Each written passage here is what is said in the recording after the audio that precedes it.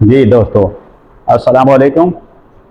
एक दफ़ा फिर आपका होस्ट आलमगीर नासिर आपकी खिदमत में हाजिर है और नाउन के दूसरे पार्ट की तरफ हम चलते हैं कि ये कुछ नाउन ऐसे हैं जो इंग्लिश के असातिज़ा ने अपने तजर्बे से निकाले।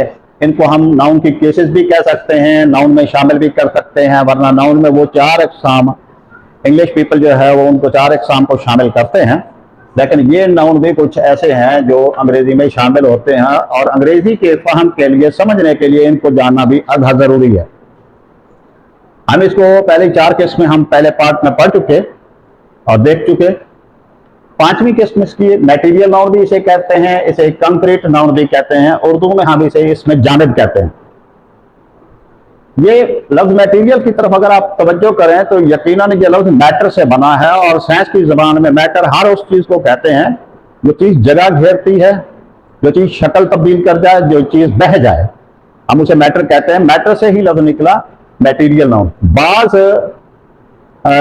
तलबा जो है उनको मुश्किल पेश आती है कि मटेरियल नाउन में और कंक्रीट नाउन में क्या फर्क है, तो मैंने कोशिश की है कि इसी में हम फर्क को वाज़ेह कर रहे हैं। यहां आपने देखा है मटेरियल की कुछ एक्सप्लेनेशन ये दी गई है। The name of matter or substance is called material noun. कोई भी मादा हो अगर उसका कोई नाम है तो उसको हम मटेरियल नाउन कह सकते हैं। तो मटेरियल और कंक्रीट नाउन को समझने के लिए हमें इसकी एग्जाम्पल से वजाहत होगी।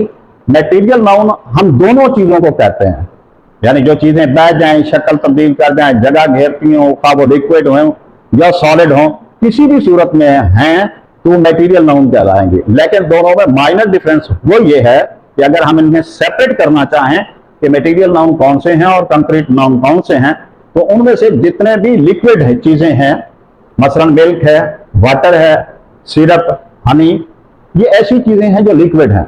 लिक्विड चीजें अगर इनको हम डिस्टिंक्शन करें, इनकी फर्क इनका बयान करें, इनका डिफरेंस निकालें दोनों का, मटेरियल का और कंक्रीट का, तो वो ये निकलेगा कि मटेरियल नाउन में हम सिर्फ बह जाने वाली चीजें इस्तेमाल करते हैं, उनको शामिल करते हैं, जबकि कंक्रीट नाउन में वो चीजें भी शामिल होती हैं जो सॉलिड होती हैं। जिस तरह आयरन है, गोल्ड है, सिल्वर है, ये सॉलिड होते हैं, अगरचे ये पिघल जाने के बाद अपनी शक्ल तब्दील कर जाते हैं और दोबारा लिक्विड हो जाते हैं। लेकिन दोनों में फर्क कंक्रीट और मटेरियल में यही है, जो सॉलिड चीजें होंगी वो कंक्रीट होंगी और जो बिल्कुल लिक्विड चीजें होंगी वो मटेरियल होंगी।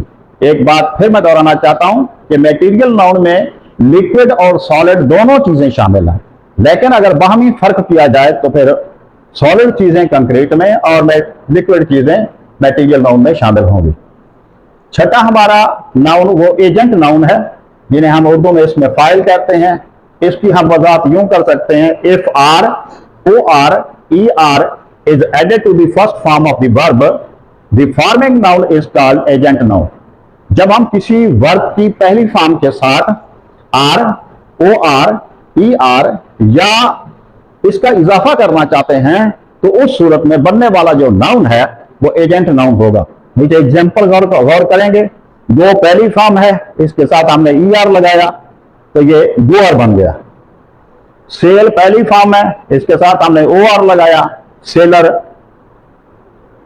अचीव पहली फॉर्म है, इसके साथ हमने आर का इजाफा किया, अचीवर।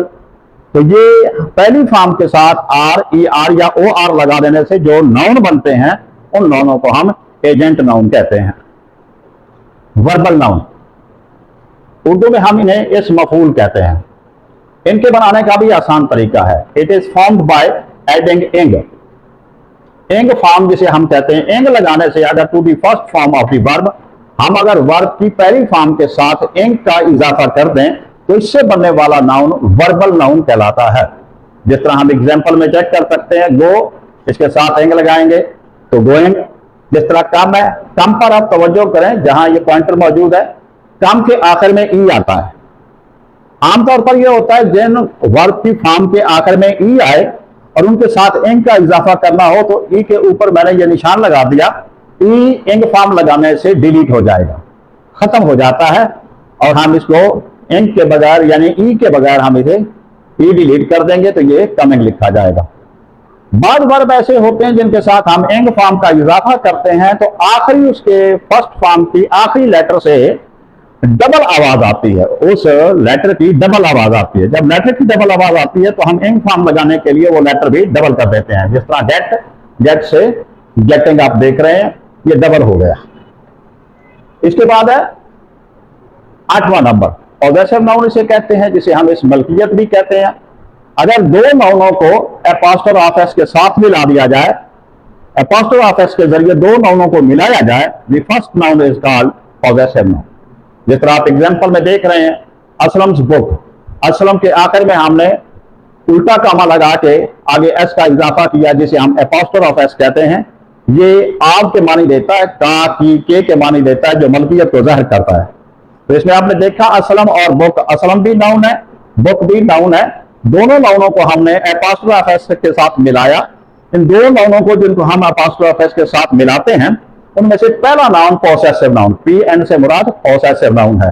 दूसरी मिसाल भी आप चेक कर सकते हैं, एदिल काउ, अदील नाउन है, काउ भी नाउन है। दोनों नाउनों को हमने एपोस्ट्रोफ एस के साथ मिलाया हुआ है, तो एदिल इन दोनों में से पॉसेसिव नाउन होगा। नंबर 9, कंपाउंड नाउन, जिनको हम उर्दू में इस मुरक्कब कहते हैं। If two nouns are joined without apostrophe s, वो हम apostrophe s के साथ बनाते हैं। ये apostrophe s के बगैर दो नाउन मिले हुए होते हैं, दोनों नाउन ये कंपाउंड नाउन कहलाते हैं। ये नीचे आप एग्जांपल चेक करें, स्कूल नाउन है, PNB नाउन है, तो दोनों नाउन apostrophe s के साथ बगैर मिले हुए हैं, तो हम ये कह सकते हैं ये दोनों नाउन कॉमन नाउन यानी कंपाउंड नाउन कहलाते हैं। इसी तरीके से आपने देखा डोर नाउन है, बेल भी नाउन है, तो इसमें से दोनों को हम मिलाएंगे तो ये कंपाउंड नाउन कहलाएंगे। तो कंपाउंड नाउन में और पॉसेसिव नाउन पर आप तवज्जो करें तो आपको एक बात वाज़ेह नजर आएगी कि पॉसेसिव नाउन एपोस्ट्रोफ एस के साथ बनता है, जबकि कंपाउंड नाउन में एपोस्ट्रोफ एस इस्तेमाल नहीं होता।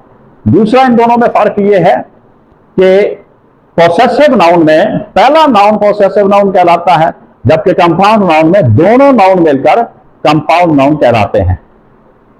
सामीन हजरात, आपने मुशाहिदा किया, देखा, और हमने कोशिश की, सीखने सिखाने की कोशिश भी की मिलजुल के। अगर इनमें किसी किस्म की मजीद बेहतरी की गुंजाइश मौजूद हो तो आप मेरे नंबर पर अपना मैसेज सेंड कर सकते हैं, ताकि हम इन लेसनों को मजीद बेहतर से बेहतर बनाएं। आपकी शिरकत का इंतहाई शुक्रिया।